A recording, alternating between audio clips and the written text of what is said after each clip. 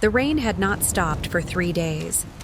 I ran through the jungle with blood on my hands and lies on my tongue, and I told myself that I was still human, that the things I had done to survive did not define me, that the soldiers behind me, their torches flickering through the downpour like angry stars, were the monsters in this story, not me. I was wrong about so many things that night. The temple appeared through the trees like a hallucination, its black stone spires clawing at the weeping sky. Vines had strangled its entrance, and the jungle had begun to reclaim its stairs, but the structure remained standing, defiant against centuries of neglect. I had heard stories about this place. Everyone in the coastal villages had. They called it the Shrine of the Scaled Goddess, and they said that no one who entered ever returned. But the soldiers were close. I could hear their dogs, their shouts, the crash of their boots through the undergrowth. They wanted me dead for a crime I did not commit, for a nobleman found with his throat cut and my knife conveniently left beside his body. Someone had framed me with expert precision, and I had no time to prove my innocence. I had only time to run. So I ran into the temple. The moment I crossed the threshold, the sounds of pursuit vanished, not faded, vanished, as if the world outside had simply ceased to exist. I stumbled forward, gasping, my hands pressed against the cold stone walls for balance.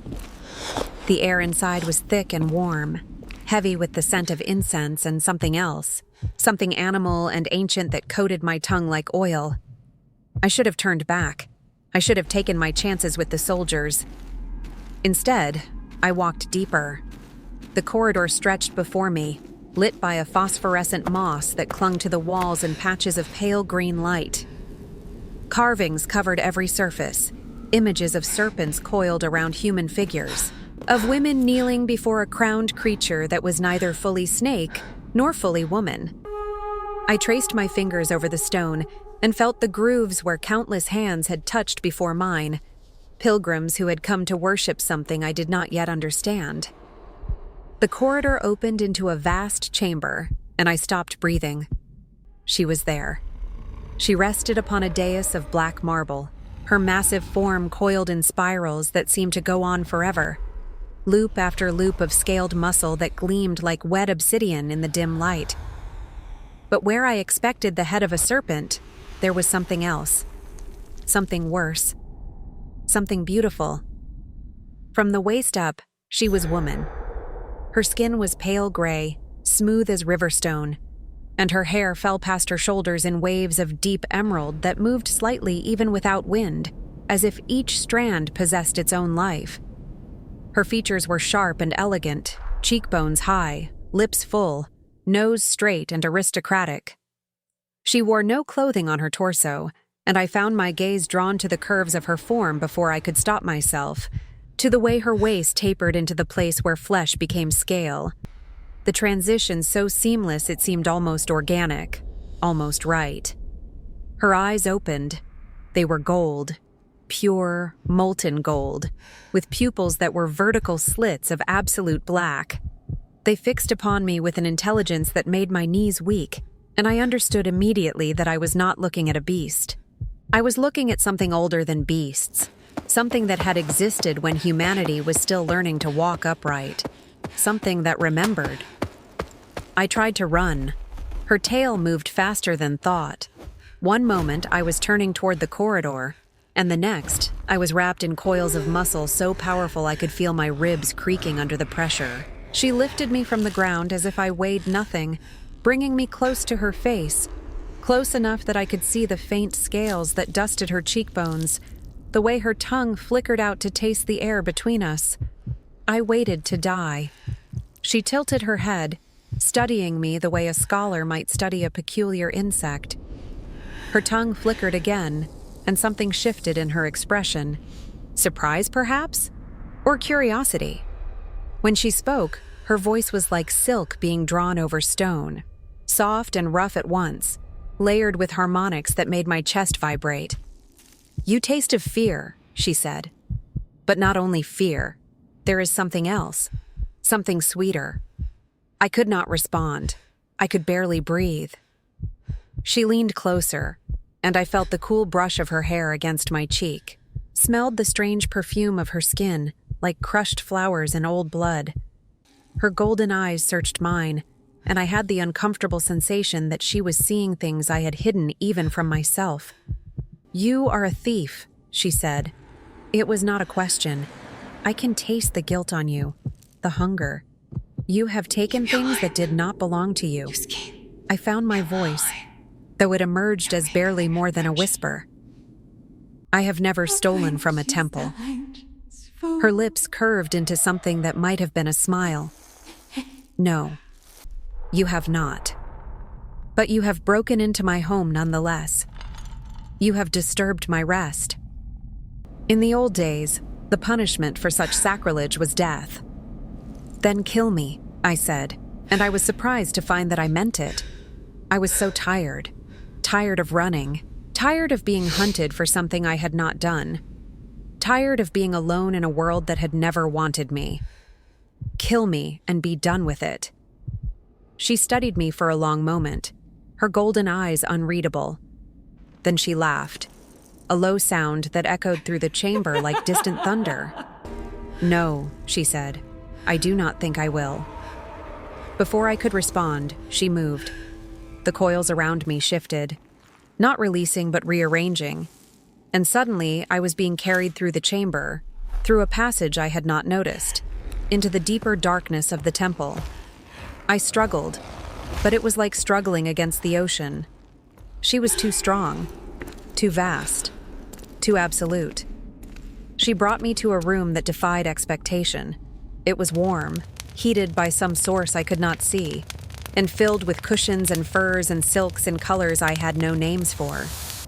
Bones littered the corners, the remains of animals I could not identify, but they were old and clean, and somehow did not frighten me as much as they should have. She deposited me onto the cushions with surprising gentleness, then coiled around the perimeter of the room, her body forming a living wall between me and the only exit. Her human torso rose from the mass of scales, and she watched me with those ancient golden eyes. "What are you going to do with me?" I asked. "Keep you," she said simply. "You broke into my temple. You are mine now." I stared at her. "You cannot keep a person." Her smile widened, revealing teeth that were slightly too sharp, slightly too numerous. "I am the last of my kind, little thief. I have lived in this temple for more centuries than your people have existed. I have watched empires rise and fall. I have been worshipped as a goddess and hunted as a demon. And in all that time, no one has ever told me what I can and cannot do." She moved closer, and I pressed myself back against the cushions, my heart pounding. She did not touch me, but she came close enough that I could feel the heat radiating from her scales, could see the faint pulse of blood beneath the pale skin of her throat.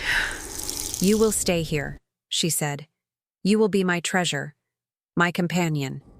And in exchange, I will keep you safe from the world that wants you dead." "I do not want to be kept," I whispered. Her hand reached out, and her fingers traced along my jaw with a tenderness that made my breath catch. The touch was cool, but not cold, and there was something almost reverent in the way she handled me, as if I were precious, as if I were valuable. "You do not know what you want," she said, "but I will teach you." She withdrew then, settling her coils more comfortably around the room, and I realized with dawning horror that she intended to sleep, that she intended to trap me here with her body while she rested, confident that I could not escape, confident that I would not try. She was right. The days that followed blurred together in a haze of fear and confusion, and something else, something I refused to name. The Serpent Queen, for that was how I had begun to think of her, did not harm me. She fed me fruits and meats that appeared as if by magic, brought water from a spring deep within the temple, provided me with clothing when my own became too torn and filthy to wear. She spoke to me in that silken stone voice, telling me stories of the world as it had been before humans dominated, of the gods who had created her kind. of the wars that had driven them to extinction. She never told me her name. I asked once. She smiled that too sharp smile and said that names had power, and she was not ready to give me that power over her. Not yet. At night, she would coil around me while I slept, her massive body forming a cocoon of warmth and muscle. At first, I lay rigid within her embrace, terrified that she would crush me, that I would wake with my bones ground to powder. But she was always careful, always gentle. She held me the way one might hold something infinitely fragile, and I began to understand that her possessiveness was not cruelty. It was loneliness. She was the last, the only. She had spent centuries in this temple with no one to speak to, no one to touch, no one to want. And now I was here, and she had decided that I belonged to her, and nothing I said or did would change her mind. I should have hated her for it. I did not. One night, perhaps 2 weeks after my capture, I woke to find her watching me. The phosphorescent moss cast strange shadows across her features, and her golden eyes gleamed like coins in the darkness. "Why do you not try to escape?" she asked. I considered the question. It was a fair one. She slept deeply, and there were moments when her coils loosened enough that I could have slipped free. The corridor back to the outside world was not guarded. I could have run. "Where would I go?" I said finally. "The soldiers are still looking for me. I have no family, no friends, no one who would shelter me." She was silent for a long moment. Then she moved, her coils shifting, and suddenly her face was very close to mine, her breath warm against my lips. "You have me," she said. Something cracked inside my chest. Something I had been holding together with spite and desperation and the stubborn refusal to feel anything at all. I felt tears spill down my cheeks, and I could not stop them, could not control them, could not do anything but lie there and weep like a child while the Serpent Queen watched. She did not ask why I was crying. She simply gathered me into her arms, her human arms, and held me against her chest while her tail wrapped around us both. I could hear her heartbeat, slow and steady and ancient, and I buried my face against her shoulder and let myself break. "I am alone," I whispered. "I have always been alone." Her hand stroked through my hair, gentle, soothing. "You are not alone anymore," she said. "You are mine, and I protect what is mine." The words should have frightened me. They should have reminded me that I was a prisoner, a possession, a thing to be kept rather than a person to be loved. But they did not frighten me. They settled into my chest like a warm coal, and I found myself pressing closer to her, seeking more of her touch, more of her presence, more of her. She made a sound low in her throat, something between a purr and a growl. Her arms tightened around me, and her tail drew us closer still, until there was no space between us, until I could feel every inch of her against every inch of me. "Little thief," she murmured against my hair. "You have stolen something after all." "What?" I asked. But she did not answer. She only held me, and I slept. And for the first time in years, I did not dream of running. The soldiers found the temple a month later. I heard them before I saw them. The crash of their boots on the ancient stones. The shouts of men who believed they were brave. The Serpent Queen heard them too. Her head lifted from where she had been resting beside me, and her golden eyes went cold and flat and terrible.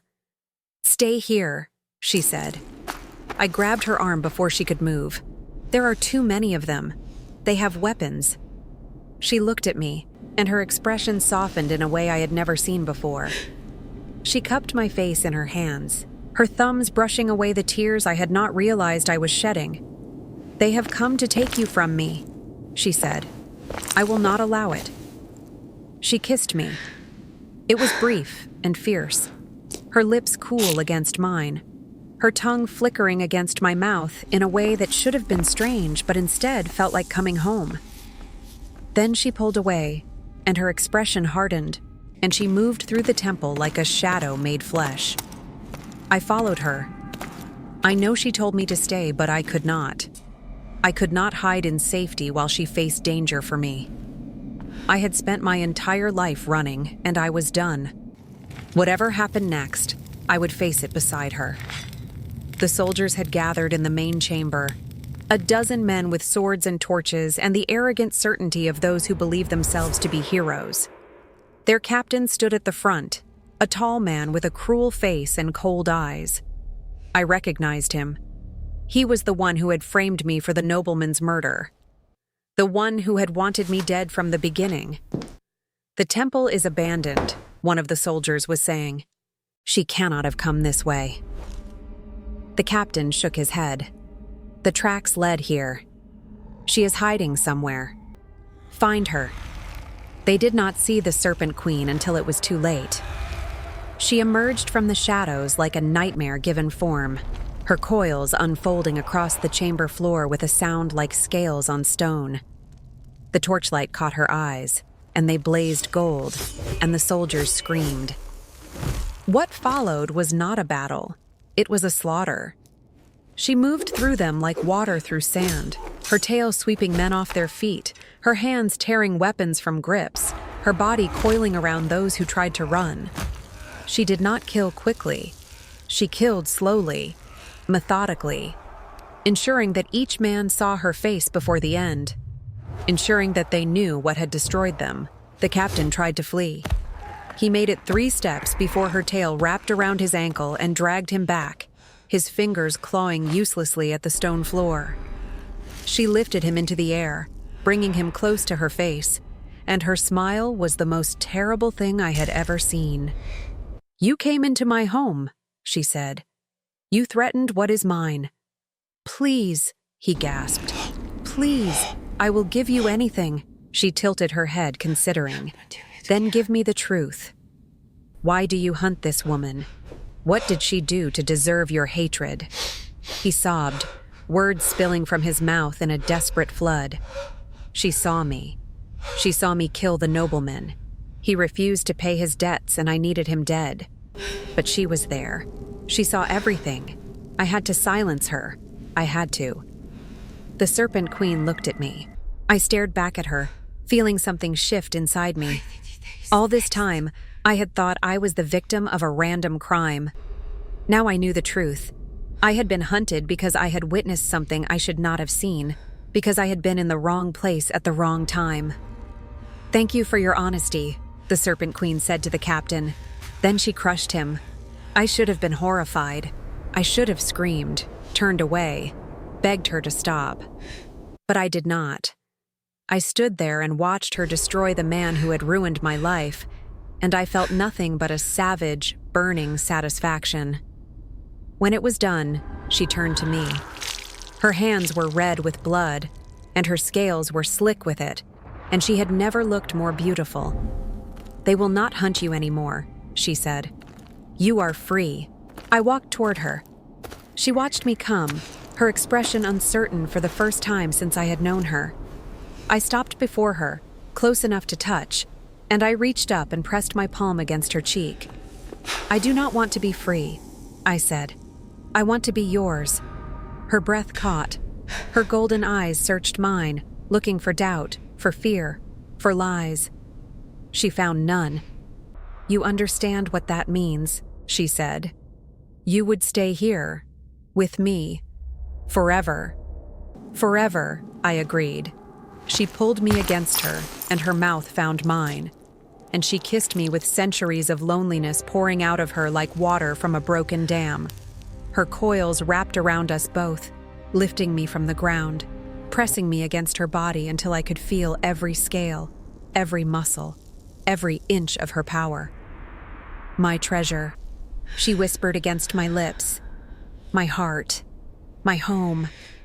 I kissed her back, and I was not afraid. The seasons changed outside the temple.